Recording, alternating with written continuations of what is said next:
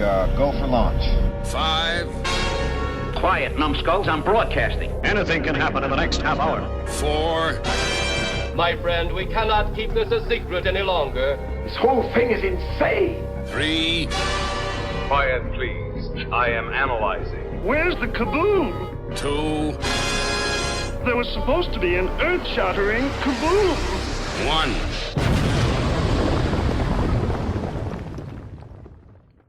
Beyond the darkness, beyond the human evolution, is Khan, a genetically superior tyrant.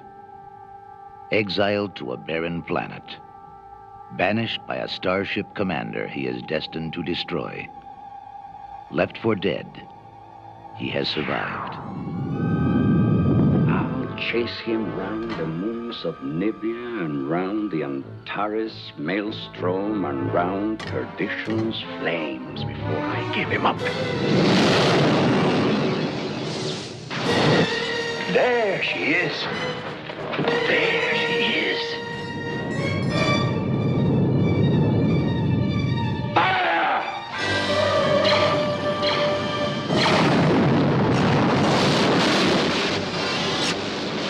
Shield's collapsing, Captain. Can you give me phaser power? A few shots, sir. Not enough against their shields. The base is stubborn. Scotty, I need warp speed in 3 minutes or we're all dead. I've done far worse than kill you. I've hurt you. And I wish to go on hurting you. I shall leave you as you left me. Marooned for all eternity. Buried alive. Buried alive. Sean! Sean! At the end of the universe lies the beginning of vengeance. Star Trek II, The Wrath of Khan. Opens at a theater near you, June 4th. Greetings, my fellow galactic travelers, and welcome back to Planet 8. This is your Mission Commander Larry speaking to you from our hidden base. Chief Engineer Bob is here by my side as always in the command center, and circling Planet 8 in our orbital spy satellite is Reconnaissance Officer Karen. And on this episode of Planet 8, we're going to a galaxy far, far... Oh, no, wait, that's not it. We're actually going to discuss Star Trek II, The Wrath of Khan. Straight away, let's kick it up to the satellite. Karen, let's talk a little about an episode of Star Trek, the original series, entitled Space Seed. Oh, yes. So Space Seed is where it all begins, right? Mm-hmm, mm-hmm. First season episode. And this is where we're introduced to Khan. But originally, in the first few drafts of the story, written by a guy named Kerry Wilbur, it was not Khan, it was Harold Ericson. Nordic Superman. The Wrath of Harold. That wouldn't work. Yeah. So yeah, the original story was very different. The people in the sleeper ship were actually real criminals, convicts sent into space to get rid of them. Unlike what we eventually got, where they were rulers and dictators from the, I guess, Third World War, the Eugenics War. All that came later after many, many revisions by Gene Kuhn and Gene Roddenberry and who knows who else on the staff. But yeah, we could have had Harold Ericson. But no, we got Khan, which I think worked out a whole lot better. Would have been interesting for Kirk to deliver that line in Star Trek II. Harold! Yeah. But no, you go back and you look at these different episodes, and just like, Harve Bennett did, looking at the episodes, trying to figure out some kind of hook that he could use for the second movie. And you can see why he picked Space Seed and Khan, because, Montalban's performance is so dynamic, and he's such a good enemy for Kirk. You know, he in so many ways he was, you know, mentally and physically, as he says, mentally, physically superior to Kirk. But, you know, still got beaten by Kirk and Spock and Grit. The rest of the crew. Yeah. So, yeah, very entertaining episode. I did go back and watch that before we convened. And it's probably carried by Montalban's performance more than anything else. Absolutely. And I think the ending was such, I mean, obviously they didn't plan it that way, but it would be interesting to go back and see what became of the seed that was planted. Mm-hmm. But it wasn't that interesting because they never really went back. Until until they stumbled upon it. Had they gotten 7 years, 7 seasons, one never knows. Yeah, but then in the movie they stumble upon it. So well, and maybe Khan has a point. You know, if Kirk never checked up to see what was happening, if Starfleet never came by, you know, and cruised by SETI Alpha 5 to see how things were going, you know, he has a bone to pick, I think, with Kirk and everybody else.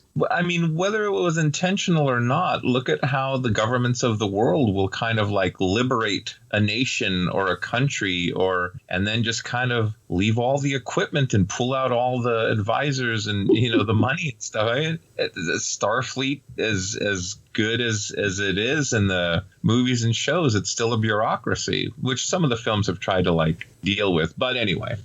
Intentional or not, Star Trek II happened. Wrath of Khan. Yeah, I mean, Kirk and his crew, I mean, yeah, they basically stranded everyone and then went about their business. But yeah, I was kind of thinking back when I was watching some specials and extras and things on the movie. And, you know, you realize like Harve Bennett and Nick Meyer, they knew nothing really about Star Trek coming in. Mm-hmm. Right. In fact, I think it was Harve Bennett that said, "Is that the show with the guy with the pointy ears?" So yeah, they had to go back. One of them, I think it was Harve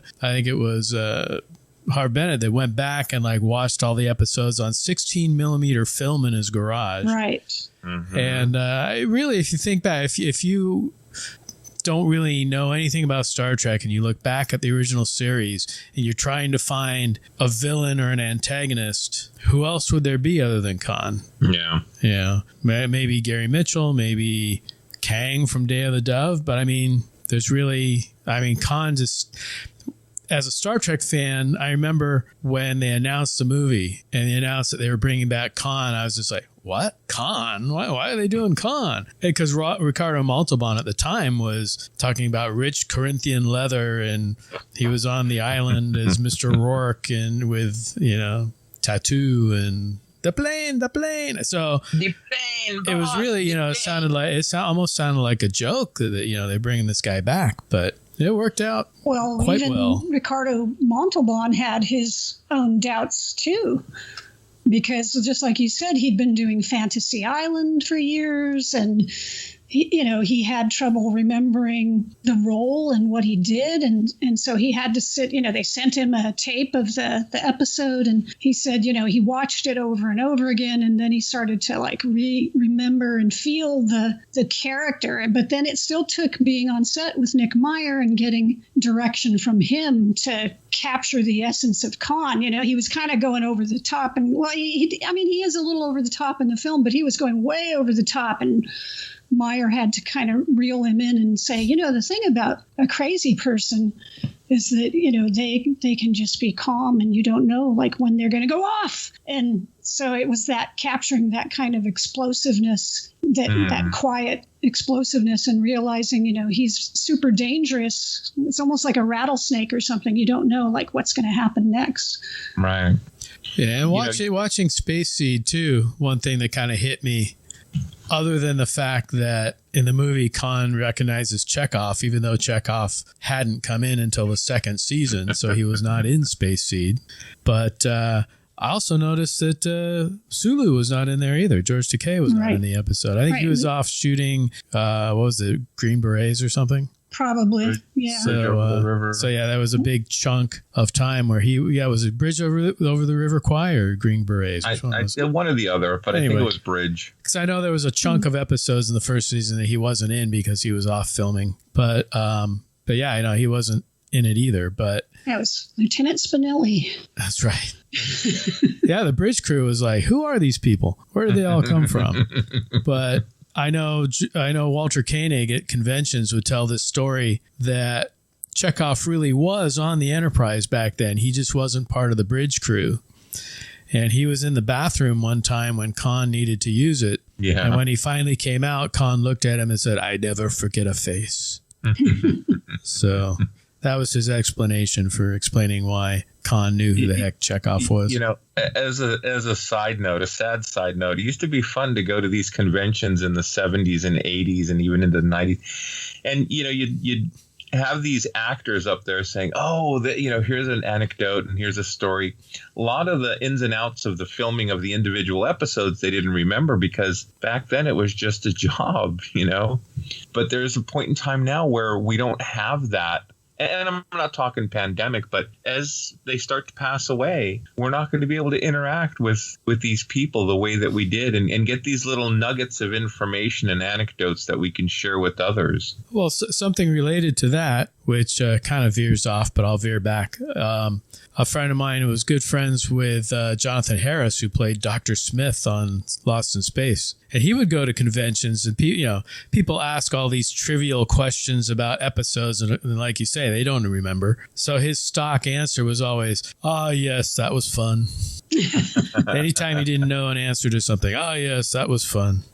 But I was kind of amazed at those old conventions, the amount of stuff that they would remember, or they were just making up, one of the two. But it seemed like Jimmy Doohan had a ton of memories from Star Trek. Yeah, and I think he had the most that I can remember. Jimmy was fun, and Jimmy knew how to work the crowd. He'd put people in their place. He'd get upset at people, and that's a daft question to ask. You know, Shatner and Nimoy, they knew how to work a crowd. There was a convention Karen and I went to where they had put George Takei and Nichelle Nichols on at the same time, and it was almost like a competition. Nichelle talking about her interactions with Dr.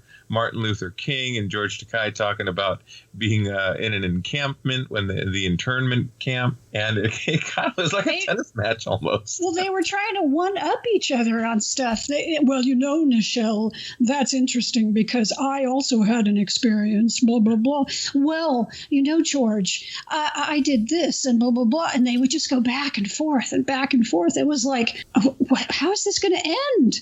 We lived in a paper bag in a rubbish tin. George, I kissed Shatner on screen. Well, Nichelle, I won't tell you what I did with Shatner. So did I. All right, shall we get back to Wrath of Khan? So anyway, so here it is. They get tap Nick Myers on the shoulder to direct, and up to that point he did a version of The Time Machine. I think it was called Time After Time. Yeah. Good movie. Still holds up today. They also tapped Harve Bennett. They wanted a second Star Trek movie, but they wanted it cheaper, and they wanted a dedicated villain, not a space entity, if you will, as we saw with V'ger. And so Harve famously produced the $6 Million Man, Bionic Man. And weren't you saying, Walker, he was, or maybe it was Bob, he's watching 16 millimeter films of the original series in his garage to try and get an idea. Is there a hook? Is there a villain? And who knows? We could have seen Star Trek II, The Wrath of Trelane. But he settled on Khan. Yeah, and they went through a bunch of different story ideas with Khan.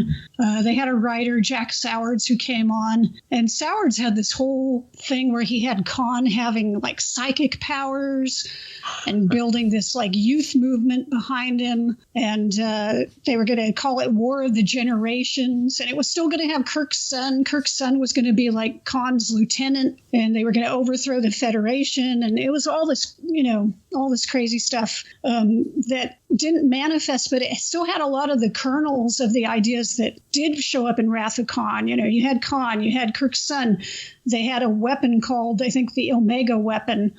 So there were all these things you could kind of see in rough form that eventually wound up appearing in Wrath of Khan. But, like most of these things, They had to go through several drafts, and other people came in and worked on it before we got what we eventually got in Wrath of Khan. But, the themes that they decided they wanted to develop about, aging and mortality and friendship started, and the revenge theme, obviously, with Khan started coming out in those later drafts. Mm-hmm. Yeah, and I know they wanted to make it for $12 million as compared to, what was it, $25 million or something, or $45 million, whatever the first movie cost. They had to make it cheap. And so they kind of went with their television division.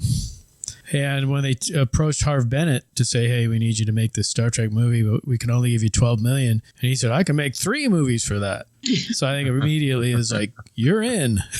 Right. Well, and like they used the bridge set over and over again. They just slightly changed it, and then it could become the training set at the beginning, or it could become the Reliant. They just moved some things around, and you kind of forget that, like, oh yeah, we're only really seeing a couple of ships. We're seeing the space station. We're seeing the inside of the planetoid, and that that's about it. Almost everything takes place on these ships. Well, it goes back to the TV show when they wanted to save money. They were called bottle shows, right? And the bottle shows took place on a ship or two because the sets were already built. They could just redress them, relight them, and boom, you're on a Klingon bridge versus the bridge at the end. So. And like Kirk and Khan never meet face to face in the movie. People kind of forget that, but they never have a physical confrontation. Yeah. Well, I think kind of the structure of the movie, I think it was Bennett that looked at Star Trek and saw kind of the naval military aspect of it. So all the uniforms were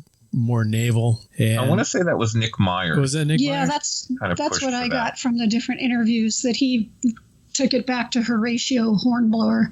Right. And then, so it was more like, an old submarine movie. Right. You have these two submarines, Harve loved it. I mean, facing off. So yeah, they never met. They were always in their bridges. And it gets back to the balance of terror. I mean that was a great episode. Still holds up today, and it was based on a movie where Run Silent, Run Deep. Yeah. So I thought it was good. I mean, we can also talk about the fact that they kind of pushed Gene Roddenberry back into the shadows. He was an executive consultant, I think. Yeah. But he didn't like a lot of the aspects. He didn't like the military aspect. He didn't like the naval aspect. He didn't like, quite a few things about the movie. But, looking back, I know you guys love the first movie, but they did not want a slow-paced 2001 type movie. They wanted a action-packed Star Wars type movie. So, yeah, you have to suddenly bring in a villain and have space battles and everything else. So I think this film captures a lot of the action adventure elements of original Star Trek. There's a lot of different ideas in Star Trek. I think Roddenberry was unhappy with this because he had become fixated on being seen as a visionary with this view of the future of, bringing people together, having this peaceful, unified Earth and all this other stuff. But then, which is great. And I do think there is that element to Star Trek. But then if you look at Star Trek, you do see a lot of episodes where, Kirk and Spock are shooting people with phasers. So, I can see how, like, Nick Meyer is looking at it, and he's saying, well, I saw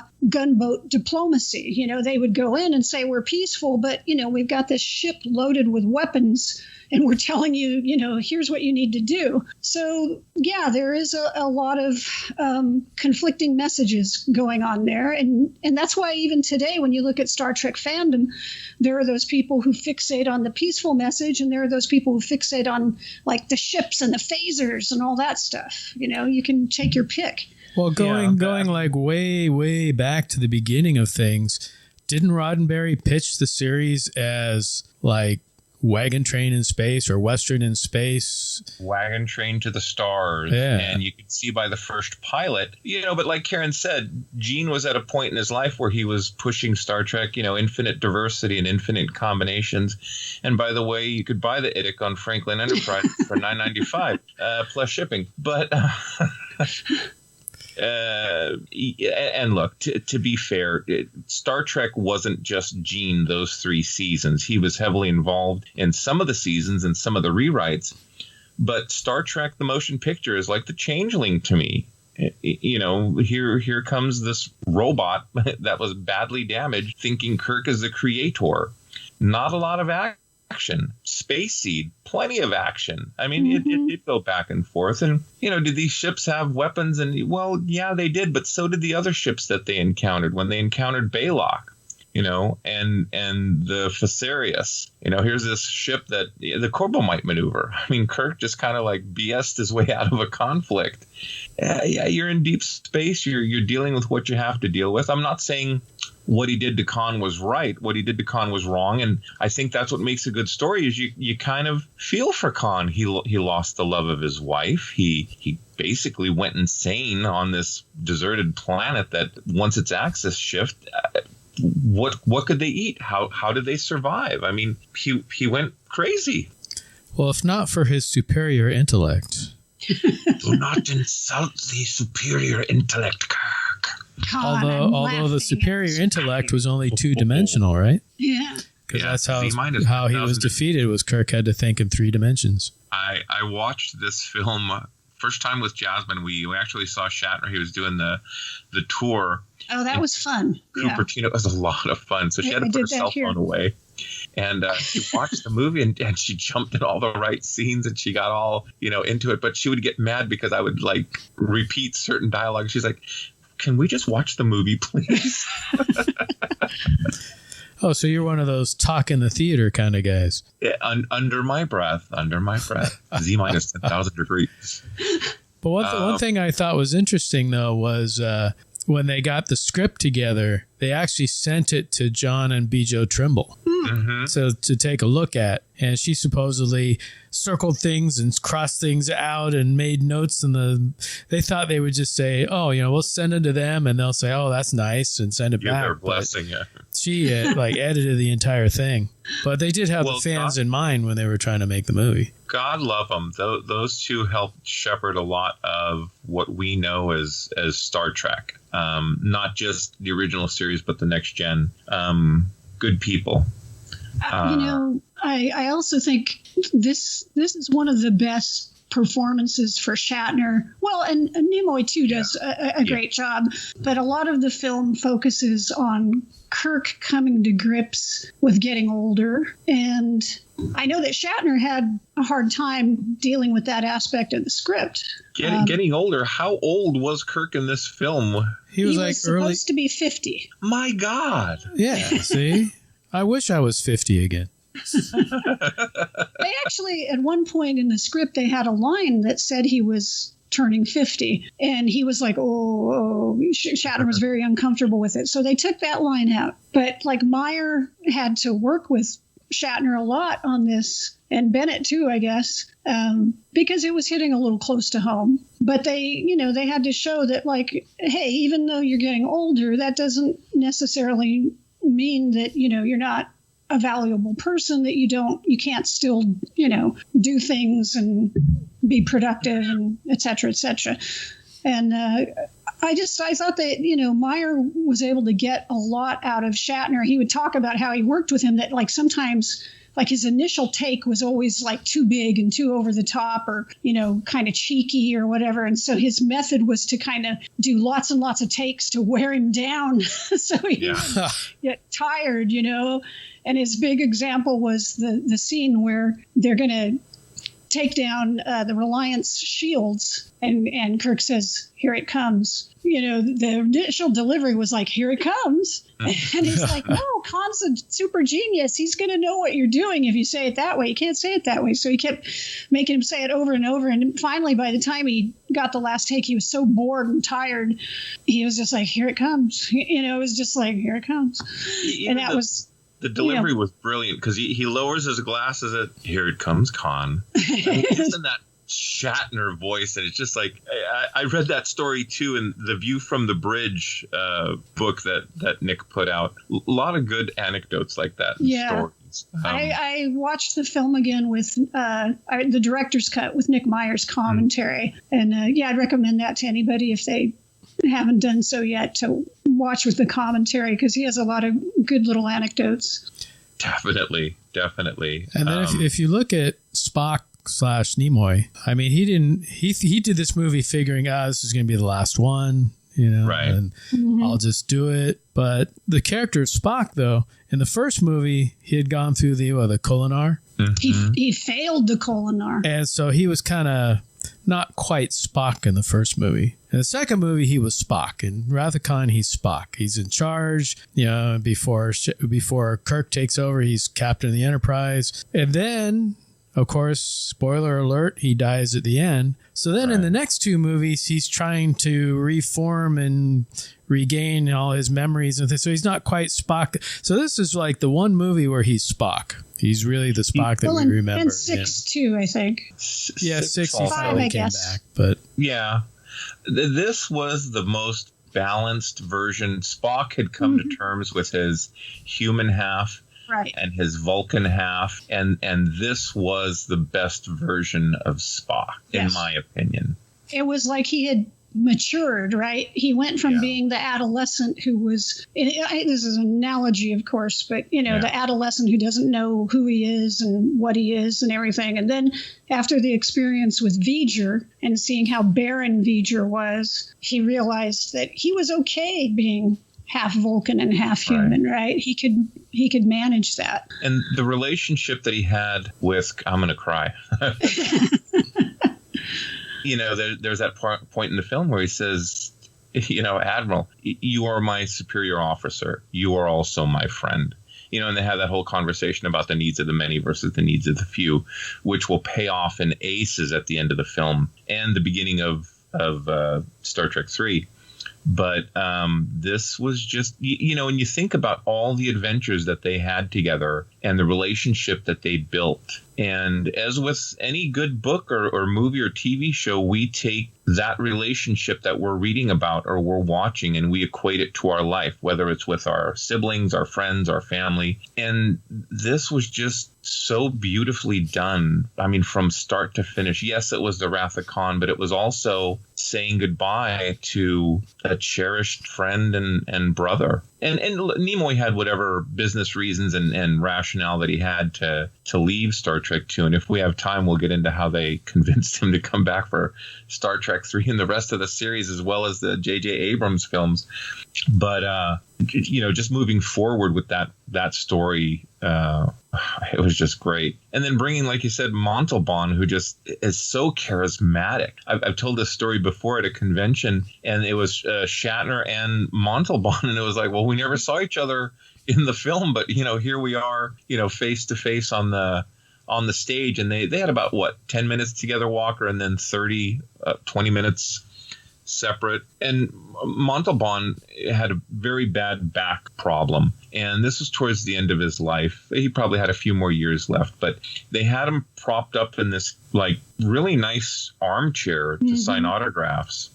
And Will Viharo, Will the Thrill from Thrillville, had played Neptune's daughter, I believe. Neptune's daughter, yeah. And Montalban, it was one of his first films, and everyone's up there, oh, I love Corinthian leather, Mr. Montalban, I love you in Forbidden Island, or not Forbidden Island, Fantasy Island.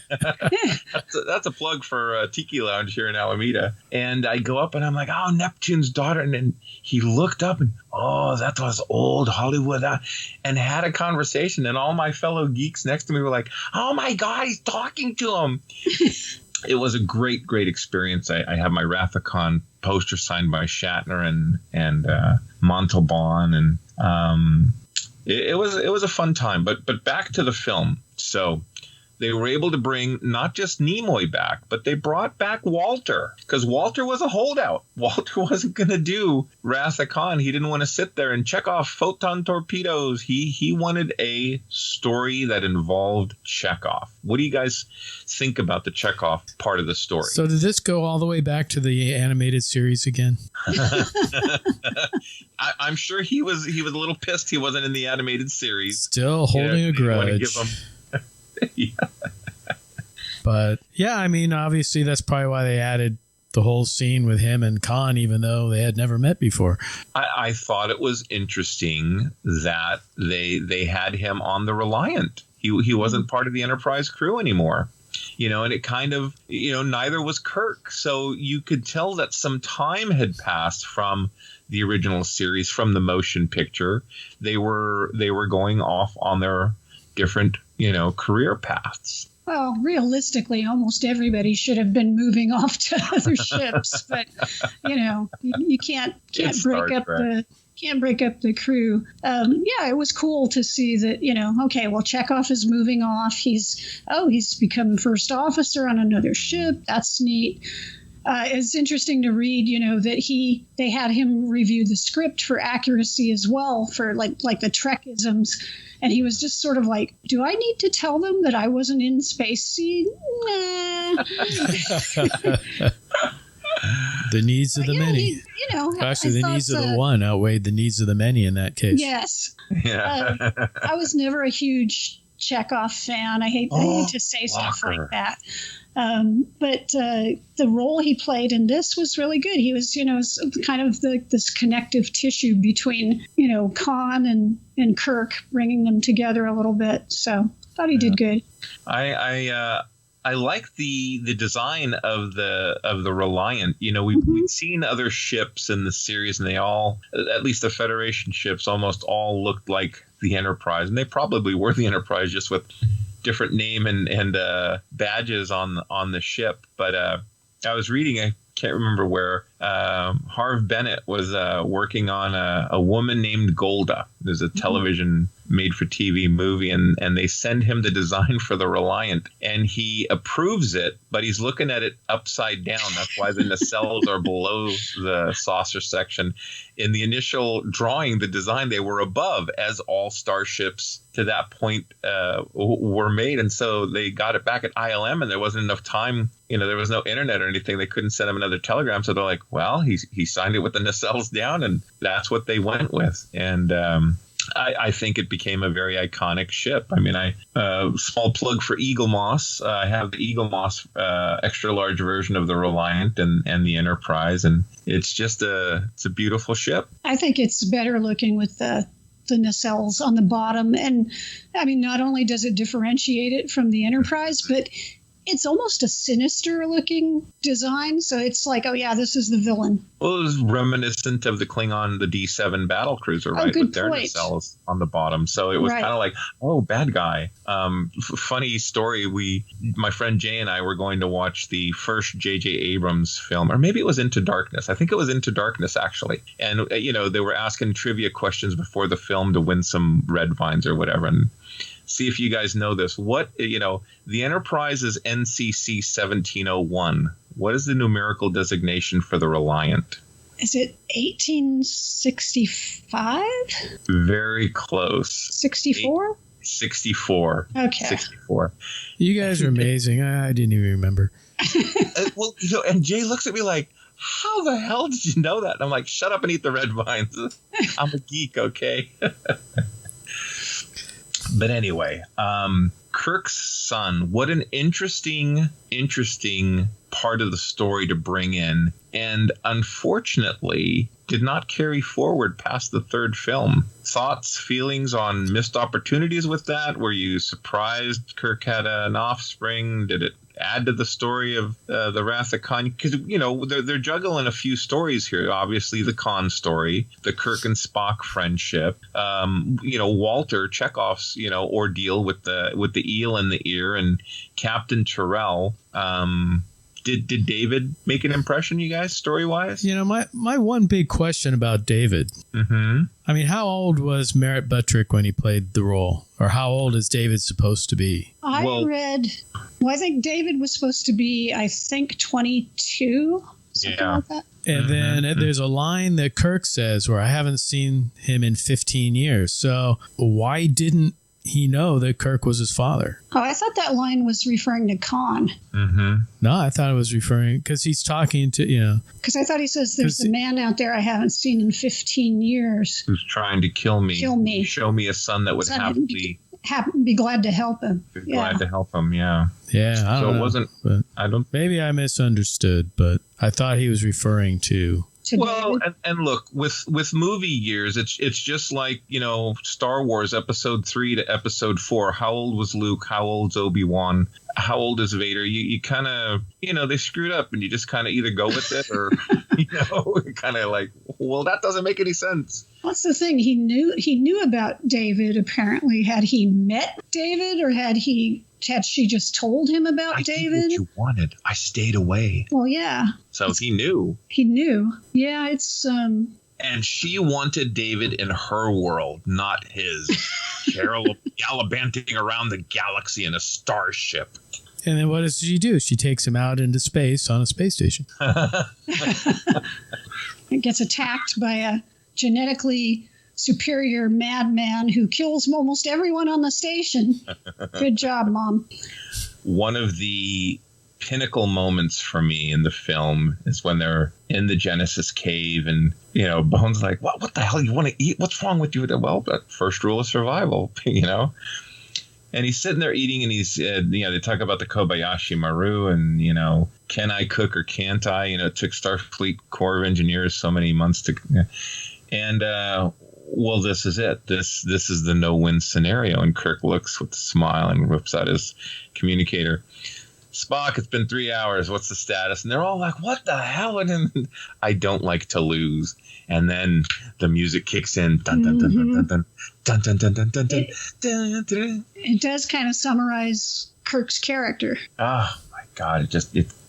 I don't care how many times I read about the film, watch the film.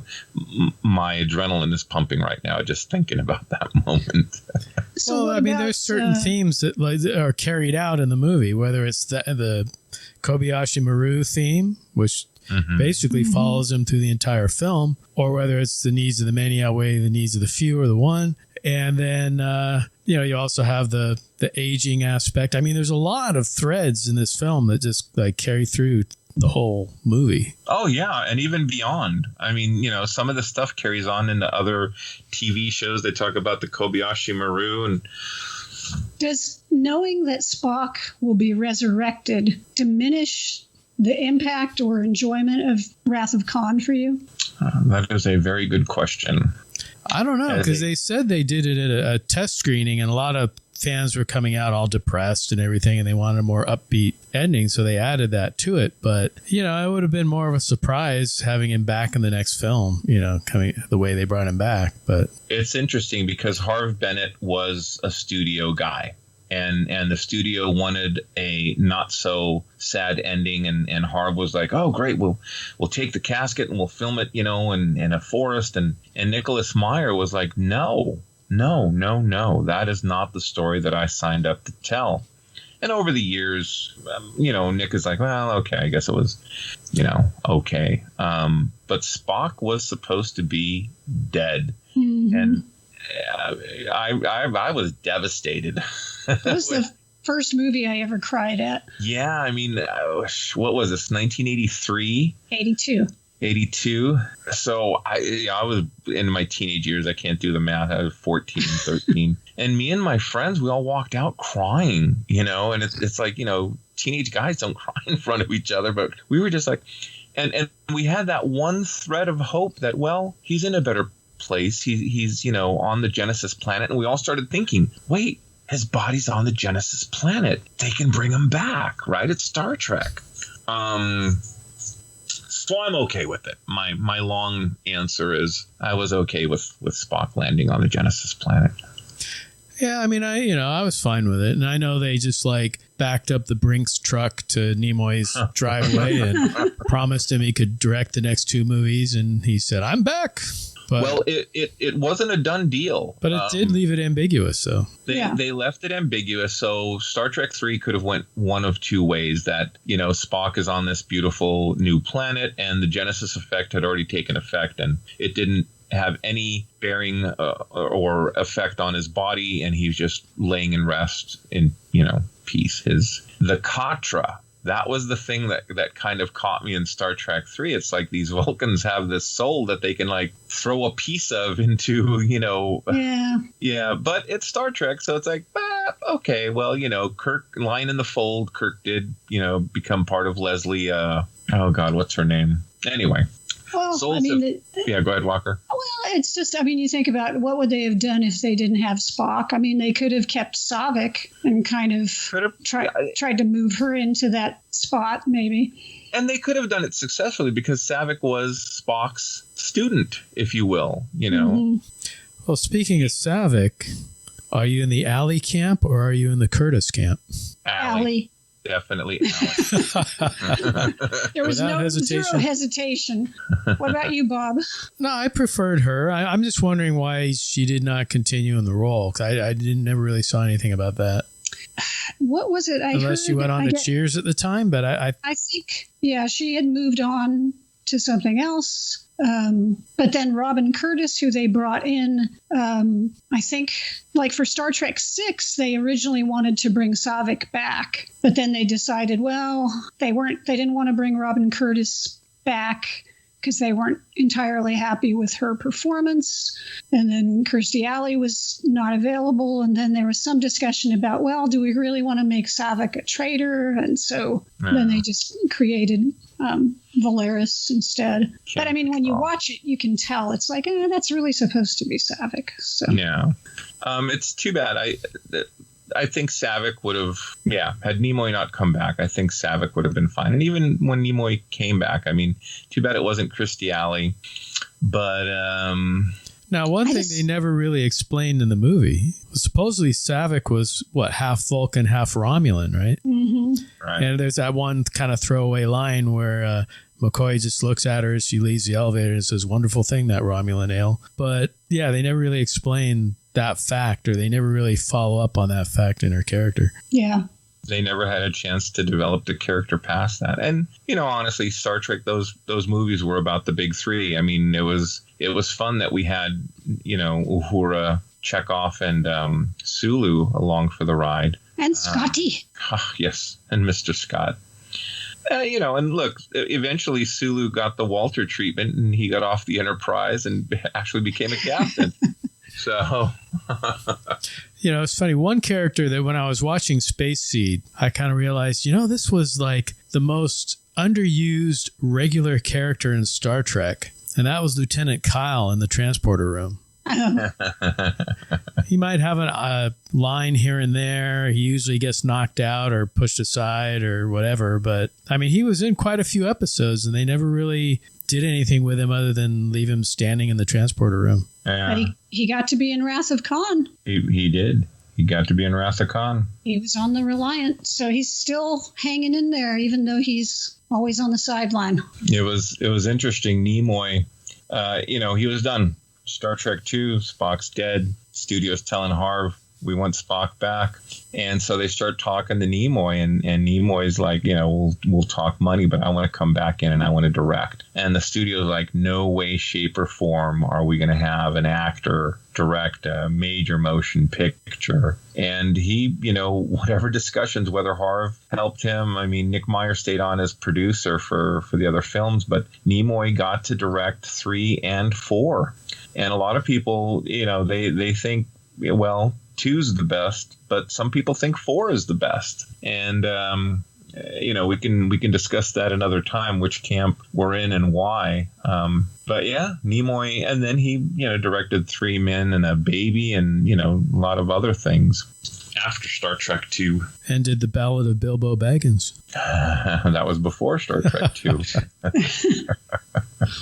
It was interesting. Nimoy, there was an interview, and he was in that made-for-TV movie, The Golda Meir, with Harve Bennett, and they were out in the middle of nowhere, and they'd finished filming a scene, and they go to this restaurant, like a Moroccan restaurant or something. They order, you know, whatever, and out comes Nimoy's soup, and the soup had like the Star Trek insignia in Parmesan cheese, you know.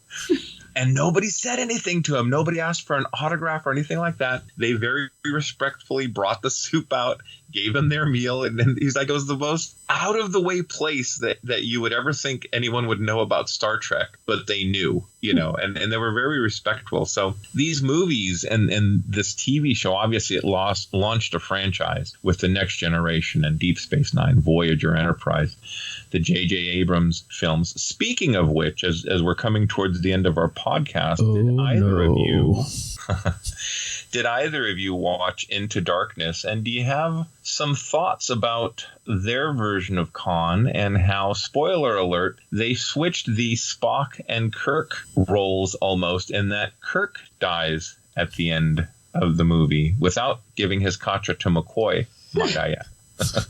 Remember. I didn't watch it again. You did not. Okay. I couldn't watch it again. I enjoy parts of it. I enjoy parts of it. I like kind of the whole thing with who is it? Peter Weller as the Starfleet admiral, who is trying to be a warmonger, and he sucks Kirk into it and all that stuff. But the Khan stuff doesn't make any sense, because the whole thing with Wrath of Khan is that they have a back history, and Kirk, Khan wants his revenge on Kirk. So Into Darkness, Khan doesn't give two bleeps about Kirk. So it doesn't make any sense. He doesn't care. He doesn't, Well, Kirk is an ends to a means. I mean, them flying in their suits to get to the ship. Yeah. They're almost working on team. This is kind of my problem with the new Trek movies, is they don't, I think it's all a lot of glitz, and they don't really have a deep understanding of Trek, to me. There are moments to me where the relationship, when they act, the actors come together and they have some dialogue, and there are some. And the actors are pretty well cast. It's just, it's more style over substance for me. I really liked the first 1.5 movies. I liked the first film. Into Darkness, I like about the first half of the film. But as soon as Cumberbatch says, "I am Khan," the whole thing falls apart for me. Because then it was just a retread, and oh boy, they switched roles and and if you look at the continuity of the films, Kirk and Spock are at each other's throats in the first film. And the second film, Spock meets old Spock, and old Spock says, "Oh, you guys are going to be good friends." So suddenly there's this big bond. They kind of rushed. Obviously, the emotional impact in Wrath of Khan is that you've got, 40 years or whatever of, well, at the time, 20 some years of history between these characters. In the new films, you've got like a movie and a half. So they kind of rush it and force it. And and again, Cumberbatch, he's a good actor and all, but as far as the role goes, he is in no way does he compare to Ricardo Montalban. Oh yeah, no, yeah. I agree with you on that. Would have been fun if Peter Weller would have been like Khan all along, and Starfleet used him to cultivate a weapons program or a whatever, and he finds out where his friends are, and he goes rogue. I don't know. Well, in all the lead up to Into Darkness, they were kind of ambiguous to like who this character is going to be, who is Cumberbatch actually playing. And at one point there was a theory going around that he was going to be Gary Mitchell. Mm-hmm. And I thought, well, that would be cool, bringing back Gary Mitchell, and he's got those powers, and he can do all the things that you see in the trailer. But then it turns out to be Khan. It was really kind of a letdown. Yeah. It's like, oh boy, they're going down that route, Well, my friends, we have come to that part in the show where we share the latest and greatest, or at least most interesting item in our collection. And this week's Censor Sweep, this episode's Censor Sweep, goes to Karen. Karen, what do you have to share with us today? Well, appropriate to our discussion today, I'm going to talk about a book. Actually, it's 2 books about Star Trek. Wow, imagine that. So the books are called The 50-Year Mission. The first one is called The First 25 Years. The other one is, the next 25 years or last 25 years. Kind of forgot already. But they are by Edward Gross and Mark A. Altman. And if you enjoy learning all the behind-the-scenes stuff about Star Trek, you would really enjoy these books. What they've done is made an oral history of Star Trek. So they went out and they spoke with the people who made the shows, all the way from the original series through the movies, through Next Generation, Deep Space Nine, Voyager, etc. So they talked to producers, directors, writers, actors, and interviewed them about various episodes, movies, etc., and got all kinds of tidbits of information. It's a great read, even though these are really thick books. It goes really fast, and I find myself going back to them over and over again when I think of something about, what happened? Like for this, Wrath of Khan, I was like, oh, there was a thing in there about the original script for Wrath of Khan, so I went back and looked it up. So anyway, I would recommend these books highly. Very entertaining. Now, are these on the Lincoln Enterprise or Amazon? And if you buy both, you get an IDIC. Yeah, you can go to Amazon and get them. You might find them in some fine bookseller. Excellent. But yeah, really good books. Well, thank you very much, Karen. As we wind down this Wrath of Khan Planet 8 discussion, any last thoughts, comments? Well, just despite my reservations when they first announced it, he turned out to be a great character, and would have maybe even been nice to let him carry on a bit past the movie. I was thinking that too, Bob. It would have been interesting to have had him escape from prison or something like that rather than kill him off. But I think poetically ending the film the way that they did, it worked out. They brought back Spock, so we got someone back. Well, and it's stood the test of time. We all go back and see this film over and over again. Indeed. Emotionally, it's very satisfying. Well, I know, 2 and 4 are definitely the most rewatchable of the Star Trek movies. Not 5? What does God need? Starship. What? See, 5 is always the one that I'm like, yeah, I should go back and look at that again sometime, and I never do. But that's about as far as it goes for me for rewatching it over and over. There's a book, The Making of Star Trek 5, and I would think it was Lisbeth Shatner.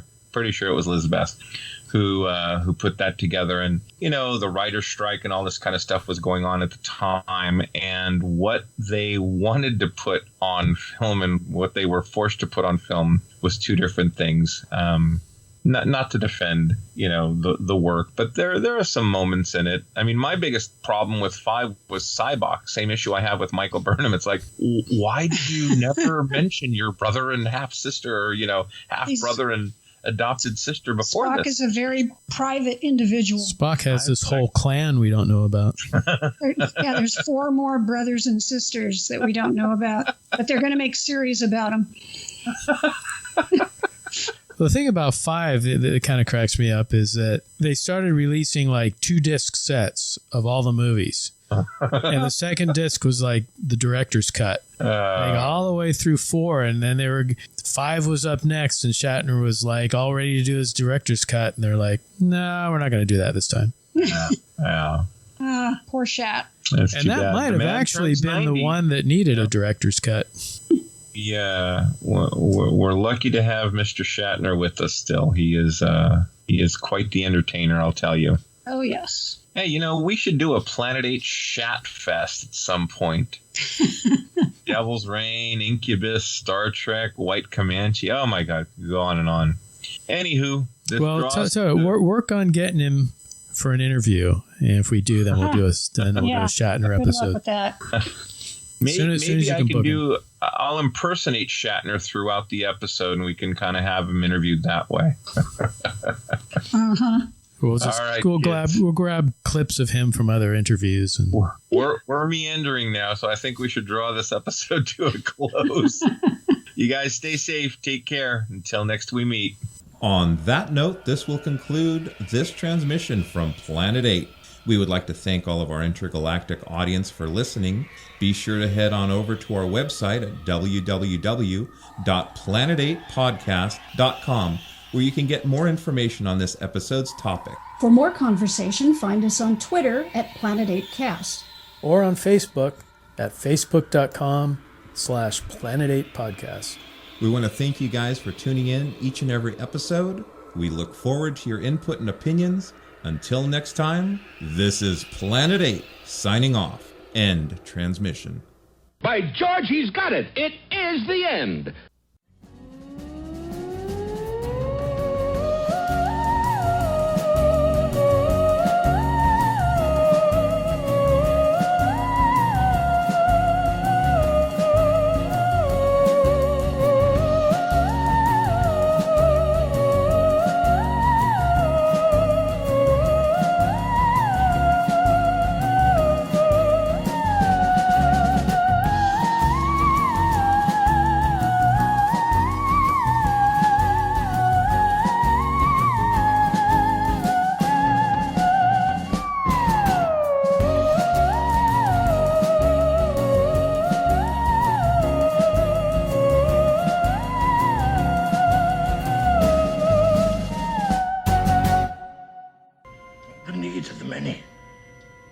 way. The needs of the few. Or the one. I have been, and always shall be, your friend.